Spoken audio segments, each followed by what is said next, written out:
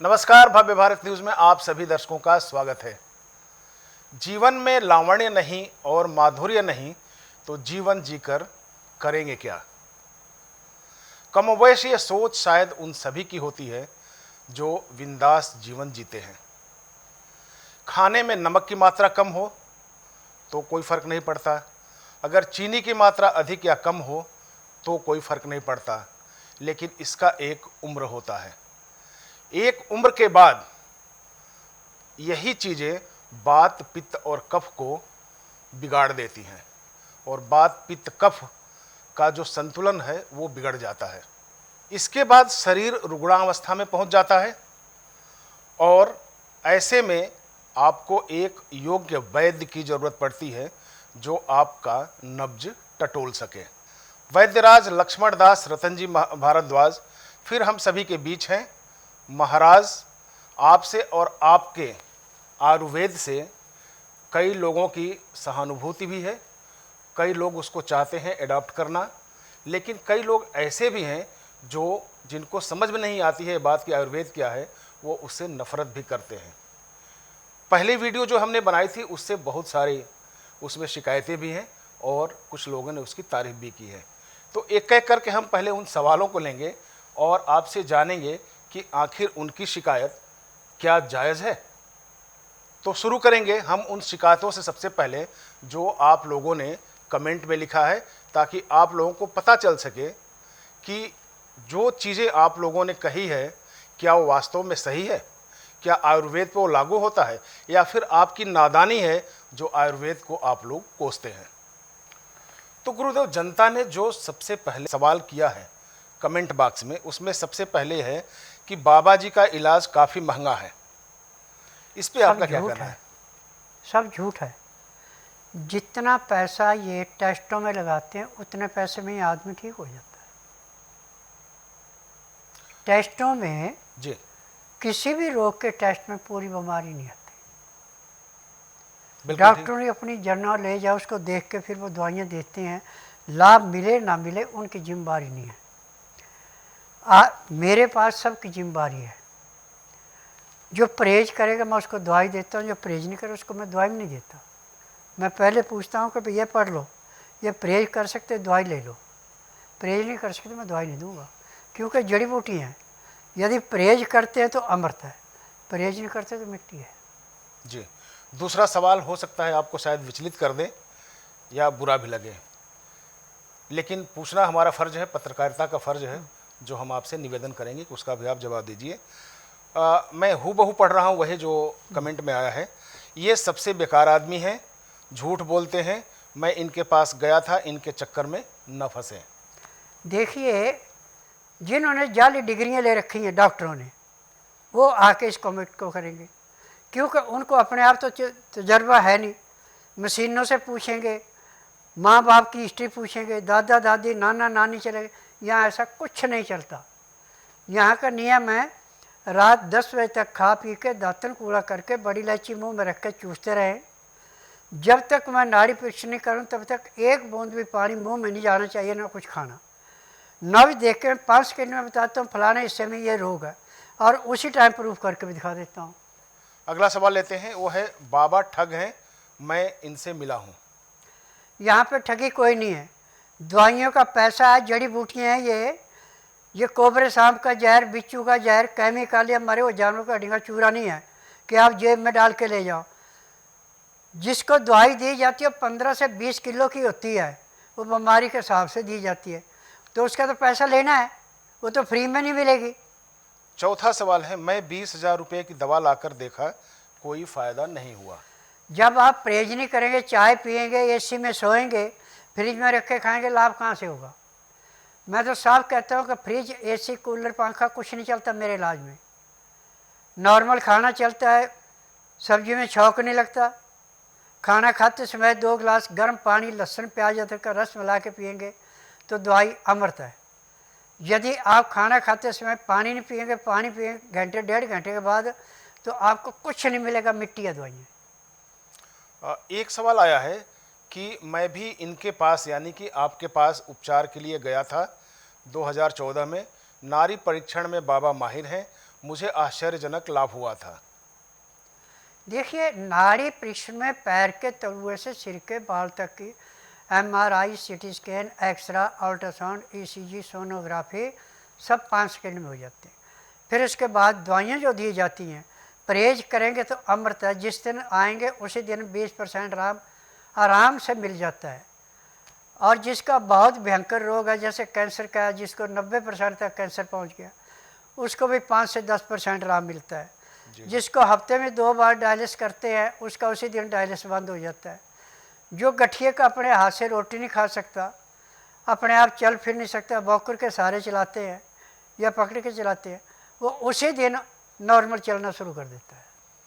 बाबा जी, अब बारी आती है उनको जो लोग कमेंट के माध्यम से अपने उपचार के बारे में पूछते हैं, और ये भी शिकायत है कि जो नंबर दिया गया है उस पर बाबा जी फ़ोन नहीं उठाते, चाहे उनको प्रॉपर रिप्लाई नहीं मिलता। तो इस शिकायत को मिलके दूर करेंगे, हम भी उस नंबर को फ्लैश करेंगे ताकि आप लोग बात करें। और अगर उस नंबर पे बात नहीं हो पा रही है तो आप मेरे से करें, मैं कोशिश करूंगा कि बाबा जी का नंबर या स्टाफ का नंबर मिल सके और आप लोगों को इस अचूक आयुर्वेदिक दवाओं का आपको लाभ मिल सके। लेकिन हाँ, साथ ही साथ एक और रिक्वेस्ट करूंगा कि अगर कोई शिकायत है तो आप लोग ज़रूर लिखें, बताएं उसको, ताकि आगे भी उसको सुधारा जा सके और आप लोगों को फ़ायदा मिल सके। एक सज्जन का मैसेज है कि मेरा लंग्स जो है वो 4th स्टेज कैंसर का पहुंच चुका है, तो क्या मुझे फ़ायदा मिलेगा? जिस दिन आएंगे उस दिन आपको 10% आराम मिल जाएगा। और यदि दवाई आप नियम से खाएंगे, परहेज करेंगे, तो 15 दिन में आपको 40 से 50% आराम मिलेगा। 1.5-2 महीने में आप पूर्ण रूप से स्वस्थ हो जाएंगे। कैंसर से छुटकारा मिल जाएंगे या फिर नॉर्मल हो जाएगा? नहीं नहीं, छूट जाएंगे। अभी आपको एक इंटरव्यू दिखाएंगे, राजीव गांधी वाले ने बाएं फेफड़ा पूरा काट दिया, दाएं आधा है। जब मेरे पास आया था तो उसकी 2 लीटर की पानी की बोतल 1 घंटे में भरती थी, इतना पानी रिश्ता था, और बोल नहीं सकता था। 8 दिन में पानी बंद किया, आज वो गाड़ी भी चला रहा है और निकल पाउडर की फैक्ट्री भी चला रहा है। अरे वाह, बहुत अच्छा।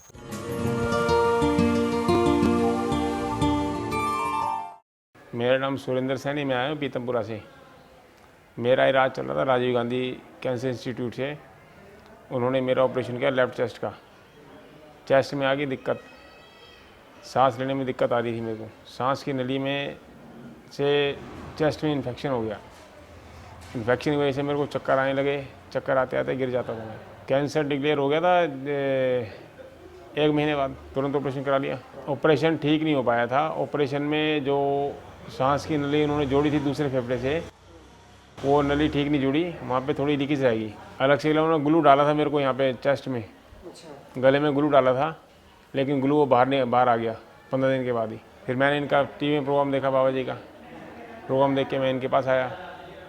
इनसे दवाई ली तो मेरे को उससे फ़र्क है, खांसी में फ़र्क है, चक्कर भी नहीं आते अब, और ठीक है अब। देखिए बाबा जी, घुटने सहित अन्य कई बीमारियों के बारे में सवाल पूछा गया है, तो निश्चित तौर पे आपने जो बताया यही बात आप बताएंगे कि उसको ठीक किया जा सकता है। लेकिन हम थोड़ा सा ना 4th स्टेज का जो कैंसर उस पर चर्चा कर लेते हैं कि ये कैंसर क्या है, क्यों बढ़ता है और इसका उपचार आयुर्वेद में कैसे संभव है, एलोपैथ में क्यों नहीं संभव है? देखिए, एलोपैथिक में किसी रोग की दवाई बनाई नहीं किसी साइंटिस्ट ने अभी तक। वो सिर्फ उस अंग को सुन करना जहाँ पे तकलीफ है। और इसमें होता है बिच्छू का जहर, कोबरे सांप का जहर, केमिकल और मरे हुए जानवरों का हड्डियों का चूरा। सुबह जो आप दातन करते हैं उसमें मरे हुए जानवरों का हड्डियाँ चूरा है। सिर में दर्द है, कहीं भी कोई तकलीफ है तो उसमें भी मरे हुए जानवरों का हड्डियाँ चूरा और केमिकल ही होता है। वो सुन करता है, रोग को काटता नहीं है। जी। आयुर्वेद में जड़ी बूटियों में विशेषता है, मेरे में नहीं है, मैंने तो ज्ञान सीखा है। आपको कहीं भी कैसा भी दर्द है, जो मैंने तेल बनाया है, जब इस तेल की मालिश ठीक ढंग से कर ले तो जिसके घुटने में दर्द है, जो जीना नहीं चढ़ सकता, चल नहीं सकता है, 1 घंटा मालिश कर ले, 1 घंटे के बाद आराम से चलना फिरना शुरू कर देता है। ये है तो मतलब दावे के साथ कहते हैं कि दावे के कैंसर साथ। चाहे जिस तरह का भी हो, आप उसको ठीक कर मैं सकते तो हैं। गारंटी से कहता हूँ कि पैर के तलुए से सिर के बाल तक कोई भी रोग है, किसी भी किस्म का रोग है, इसमें ना तो रोगी ने मुँह से बोलना, ना कोई टेस्ट रिपोर्ट लानी। 12 घंटे उसका पेट खाली है, मैं बोलूँगा ये बीमारी है, परहेज बताऊँगा, यदि वो दवाई खाता है जो बताता है उस नियम को अपनाता है तो पहले दिन 15 से 20% आराम तो परमानेंट मिल जाता है। जी जी। मैं आयुर्वेद की सीख कैसे आपको आई? मेरी माँ ने मेरे मामे से बात की। मेरा मामा जो है वो राजा के पास हकीम था जी।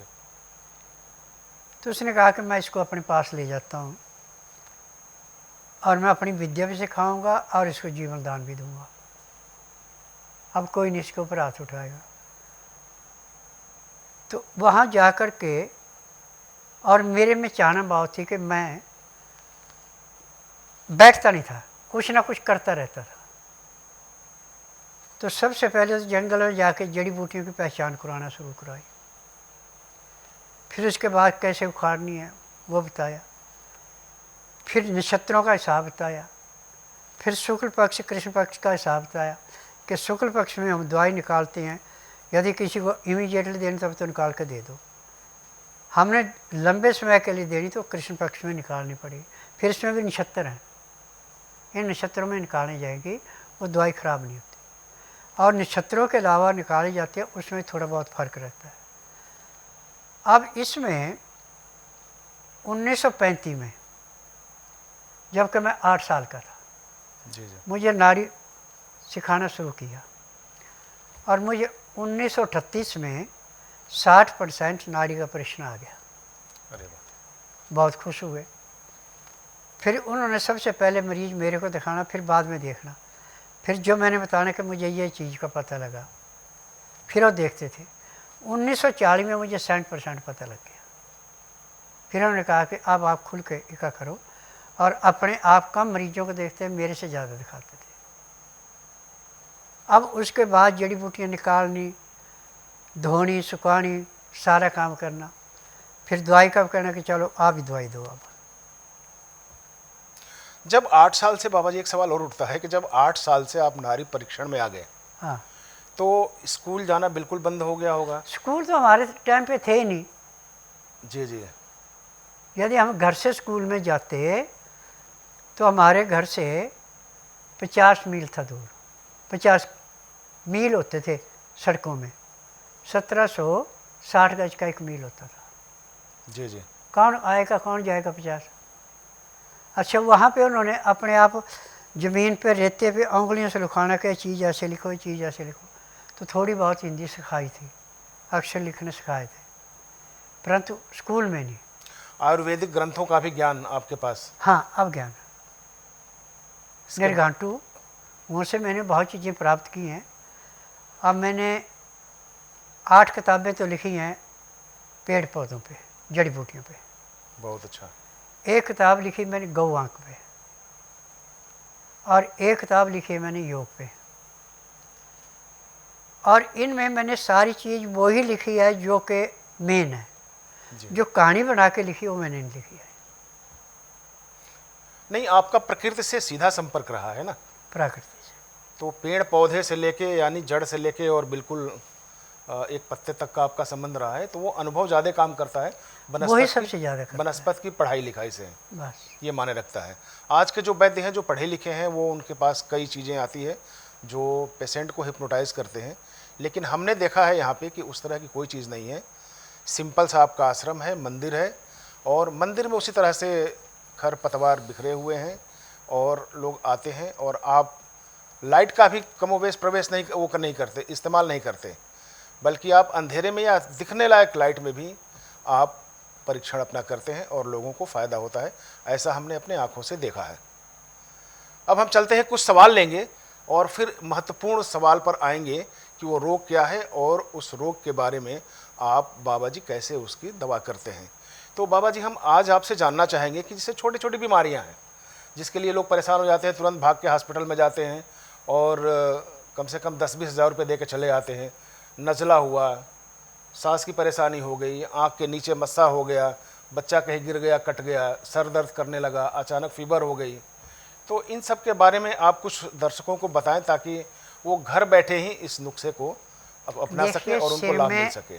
दर्द कभी भी हो, यदि आपके घर में नींबू है या नींबू का पेड़ है तो उसके अंदर से नींबू पेड़ है तो पका हुआ नींबू तोड़ लो, उसका रस निकालो, कपड़े छान लो। आपको कितना भयंकर से भयंकर सिर दर्द हो रहा है, आप 2-3 बूंद नाक में डाल दो, सिर दर्द गया। नींबू का रस, नींबू का रस वो तो लगेगा भी नाक में? नहीं लगता, सिर दर्द खत्म हो जाता है। अच्छा। जब नज़ला आपके दिमाग में रुकेगा, गैस रुकेगी, तो आपको सिर दर्द होगा। नींबू का रस इन दोनों चीज़ों को काटता है, ना नज़ले को रोकता है ना उसको। अब जिसको भयंकर नज़ला हो गया, आप नींबू को काट करके उसके बीज निकाल दो, उसके अंदर काला नमक, सिंधा नमक ले लो, चाहे काला ले लो, समुद्री नहीं लेना, जी जी। और काली मिर्च ले लो, उसको पीस के उस नींबू के अंदर डाल के नींबू को हल्का गर्म कर लो। अब वो उसको चूसने को दे दो। चूसना ऐसा है जैसे आराम से चूस सके, ज़्यादा गर्म में जीभ भी जल जाए, ऐसा नहीं। अब उसको जैसे चूसेगा तो नज़ला भी आपका ख़त्म, गले में दर्द कोई नहीं, खांसी भी नहीं, सारी चीज़ खत्म होगी। और बताइए, और कोई जानकारी है इस तरह से? तो ये तो सबसे अच्छा होगा। दूसरा इसका कि आप हल्दी लो पहले, साबुत सूखी, उस हल्दी को आप गर्म राख में या रेते के अंदर डाल के कढ़ाई के ऊपर गैस रख के, गैस को कढ़ाई पे रख के, गैस जला दी, कढ़ाई ऊपर रख दी, रेता गर्म होगा या नमक गर्म होगा, उसमें हल्दी भुनी जाएगी वो। जी जी। उस भुनी हुई हल्दी को निकाल के कूट के पाउडर बना लो। अब बड़ा आदमी है तो 1 चमचा, बच्चा है तो चमच का चौथा हिस्सा, और ऊपर से गुनगुना पानी पिला दो। न सिर दर्द रहा, न नज़ला जुकाम रहा, न खांसी रही। अब आँख में जो नीचे बिलारी हो जाती है, हाँ, बिल्ली जिसे कहते हैं। हाँ, इसके लिए सबसे अच्छा तरीका है कि बड़ा गोखरू भाखड़ी जिसको बोलते, 4 कांटे पत्थर पे डाल के उसको घिसो चंदन जैसा, और लेप कर दो। 2 या 3 बार लेप कर दो दिन में, 2 दिन में वो ख़त्म। 2 ही दिन लगने। ये नहीं है तो आपने छुहारा खाया, गुठली आपने फेंकनी है, फेंको मत, उसको संभाल के रख लो। उस गुठली को पानी पत्थर पे डाल के उसको घिसो। ऐसे तो गुलाब जल में घिसी जाती, गुलाब जल हर एक के घर में आनी, आप पानी में घिस लो और उसका लेप कर लो, वो ख़त्म हो गई। ऐसे छुहारा और खजूर दोनों काम इकट्ठे करते हैं। खजूर की जो गुठली है, इसको सुखा करके भून लो, भून कर पीस के पाउडर बना लो, और जितने गुठली का पाउडर इतना इसमें सतावर का पाउडर मिला दो। अब ये उस आदमी को जिसको धात बहुत ज़्यादा चल रही है, उसकी धात बंद हो जाएगी, और जिसको नपुंसकता आ गई है उसमें जवानी आ जाएगी। बहुत अच्छा। एक सवाल और है बाबा जी, अगर आप बता ही रहे हैं तो क्यूरियोसिटी बढ़ रही है जानने की। आजकल ऐसा है कि जो औरतें हैं, ऑफिस गोइंग हैं, ज़्यादा हैं उसमें भी, और पहले जो होता था, जब बच्चा पैदा होने को होता था तो लोग घर में ही डिलीवरी कराना पसंद करते थे। उसके लिए दाई होती थी और एक कोई दादी अम्मा होती थी जो गाइड करती थी कैसे आपको करना है। आज की तारीख में लोग परिवार से कटे हुए हैं, कोई नहीं है उनके यहाँ, मियाँ बीवी बच्चे हैं, तो ऐसी स्थिति में जो डिलीवरी होती है वो सीधे हॉस्पिटल का सहारा लेना पड़ता है, और हॉस्पिटल में कम से कम 50,000 से लेके 1 लाख रुपए तक का कम से कम खर्चा पड़ता है डिलीवरी का, नॉर्मल डिलीवरी का। इसके बाद ऑपरेशन करना तो वो हॉस्पिटल अपना अधिकार समझ लेता है, वो ऑपरेशन करके ही करता है ताकि उसके बिल में बढ़ोतरी हो। तो ऐसी औरतों को आप क्या सलाह देंगे जो घर बैठे ही डिलीवरी देखिए, बड़ी आसानी से हो सके? जब पेट में बच्चा 3 महीने का हो जाए तो औरत अपना झाड़ू पोछे का काम ज़्यादा करे और चलने फिरने का काम ज़्यादा करे। जो डॉक्टर कहते हैं बेड रेस्ट करो, बिल्कुल नहीं, वो गलत है। और जब 7 महीने पूरे होकर 15 दिन ऊपर चले जाए, 7.5 महीने हो जाए, 1 चम्मच हल्दी, 4 चम्मच शहद में मिला के, चीनी का नहीं शहद होना चाहिए, प्योर शहद होना चाहिए। प्योर शहद की पहचान है कि गर्म पानी शीशे के गिलास में डालो, पहले शीशे के गिलास का बर्तन का उसका वजन कर लो, फिर उसमें पानी डालो उबलता हुआ, फिर उसके अंदर तोल के आप शहद डाल दो। जब पानी ठंडा हो जाए तो उसके बाद पानी को निकाल दो। आप उस गिलास का वजन करो, उसका उतना ही वजन फालतू निकले जितना शहद डाला। ना तो एक बूंद शहद घुलेगा, ना एक बूंद पानी अपने बीच में शो करेगा। वो असली शहद, शुद्ध शहद की पहचान ये है। हाँ। दूसरी पहचान है इसकी कि आप लकड़ियाँ जला के आग जला दो। जब आग आपकी अच्छी जल गई तो उसके अंदर थोड़ा सा शहद डाल दो, वो अगले एकदम बुझ जाएगी। शहद आग में जलता नहीं है, अब धुआं धुआं होगा। आप उसमें चाहे स्पिरिट डालो, चाहे पेट्रोल डालो, जो मर्जी डालो, आप आग जलाने जितनी मर्जी कोशिश करो, जब तक उन लकड़ियों को हटाएंगे तो आग नहीं जलेगी। अब तीसरी पहचान है कि घर में जो मक्खियाँ होती हैं जी। मक्खी को देखो कि यहाँ शांति से बैठी हुई है, ऊपर से थोड़ा सा शहद धार लगा के उसको डाल दो, उसको ढक दो, वो शहद में से निकल के उड़ जाएगी, न उसके पैरों में लगेगा न उसके पाँव में लगेगा। अच्छा, ये अजूबा, हाँ। ये अजूबा आपने बताया। और जो खुद बनाती है वो शहद में डूब जाए तो मर जाती है। चीनी वाली जो शहद होती है, जो आर्टिफिशियल बनाए जाते हैं वैसे भी। जो मक्खी खुद शहद बनाती है हाँ हाँ। वो इस शहद में ऐसे पड़ जाए तो वो मर जाती है। अच्छा। हाँ, वो उड़ नहीं सकती, उसको चिपक जाता है। और बाकी मक्खियाँ निकल जाएंगी उसमें। हाँ। जी जी। तो ये रहे कुछ देसी नुस्खे जो आप लोग अपना इस्तेमाल करें तो बेहतर तरीके से आप उसका लाभ ले सकते हैं। बाबा जी, हम अब आते हैं इसी बात से संबंधित कि देखा गया है कि नपुंसकता काफ़ी बढ़ती जा रही है। नपुंसकता में जो औरतों में संख्या जो है 20 से 22% है और पुरुषों में है ये 30 से 40% तक नपुंसकता देखी जाती है। तो इसके कारण क्या है और निदान क्या है इसमें? देखिए, औरतों में तो 3 कारण हैं।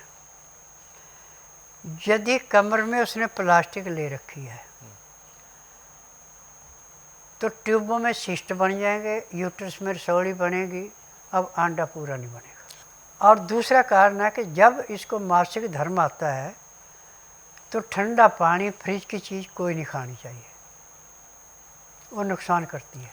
यदि उसको दर्द दे के मासिक धर्म आने लगा तो गाय का दूध या बकरी के दूध में 1 गिलास दूध लो, 1 गिलास पानी मिलाओ और उसमें 1 चम्मच हल्दी उबालो धीमी आंच पे, मिट्टी के बर्तन में ढक्कन दे के उबालना। दूध जो पौना गिलास रह जाए, पानी पूरा सूख जाए, दूध कभी एक हिस्सा सूख जाए, उस दूध को छान करके पीने से उसकी जो गड़बड़ी होने लगी थी वो समाप्त होगी और बच्चा पैदा करेगी। लेकिन गुरुदेव, एक सवाल और यहाँ पे निकलता है, शंकाएं हैं वैसे भी ये कि शहर में देखा गया है कि शहर में न गाय का दूध सही मिलता है और बकरी तो मिलती ही नहीं वैसे भी। तो इसका मतलब कि शहर के लोग बीमार ही रहेंगे? सोयाबीन तो हर जगह मिल जाती है। सोयाबीन को लाके जो पैकेट का सोयाबीन आता है, जो ना ना ना, हाँ, जो दाना सोयाबीन का होता है, सोयाबीन का दाना। हाँ दाना लाके पीस के आटा बना लो जी। जितना दूध आपको चाहिए उतना पानी गर्म करने रखो पहले। जैसे आपने 1 किलो दूध चाहिए तो 1 किलो पानी रख दो पहले गर्म कर। जी जी। 100 ग्राम आटा तोल के लो, फिर उसको थोड़ा थोड़ा आटा डालते जाओ और पानी को हिलाते जाओ, घुल जाएगा। 2 उबाली आने के बाद उसको छान लो, अब वो दूध गाय का ही बन गया। अच्छा, सोयाबीन का, अगर इसका मतलब अगर बकरी और गाय का दूध न मिले तो सोयाबीन सोयाबीन से दूध बनाया जा सकता है। हाँ। जिसकी विधि आपने बताई है वैसे भी। और पुरुषों में अगर देखा जाए तो इसकी नपुंसकता बढ़ती जा रही है। पुरुषों में नपुंसकता होने का एक कारण, इसके बहुत ज़्यादा कारण है। एक तो जब बच्चा थोड़ी सी समझ में आता है, गर्ल स्टडी में बैठेगा तो उसको हस्त मैथुन सिखा देते हैं। वीडियो और वो टीवी देख हाँ। देख सारे इसमें। जब हस्त मैथुन से बच्चा खंडित हो जाएगा तो नपुंसक होगा ही। और इसका इलाज पूरे संसार में किसी के पास नहीं है, परंतु यहाँ पे उसका भी इलाज है। नब्ज में जब इसका पता लगता है, दवाइयाँ खाने को भी दी जाती हैं और इंद्री पे लगाने के लिए भी दी जाती है, परंतु उसमें 3 महीने का परहेज होता है। 3 महीने का परहेज होता है। हाँ, दूसरा तब जाके उसको ताकत आती है। दूसरा कारण?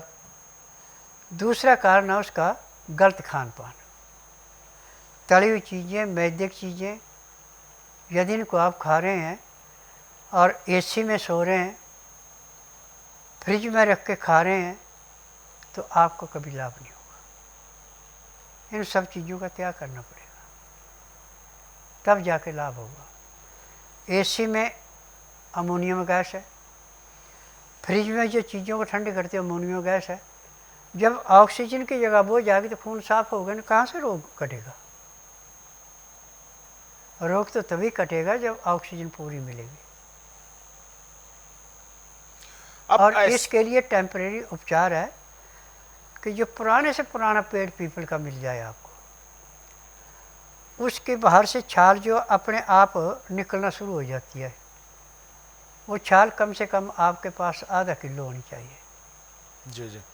फिर उसको सुखा लो, घर ला के धो, मिट्टी पड़ी होती है ना उसमें, सुखा लो, धो के सुखा के पीस के उसका पाउडर बना लो।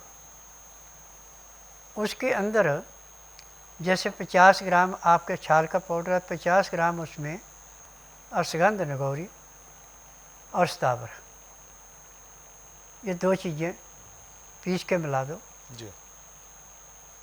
अब इसमें से 1 चम्मच सुबह, 1 चम्मच शाम को गाय के दूध में या बकरी के दूध में या सोयाबीन के दूध में उबाल के पीना शुरू करो। मीठे की जगह आपने जब पीने लगना तो शहद मिलाना, चीनी का इस्तेमाल नहीं करना ना, चीनी का बिल्कुल नहीं, तो आपको वो चीज़ पूरी होनी।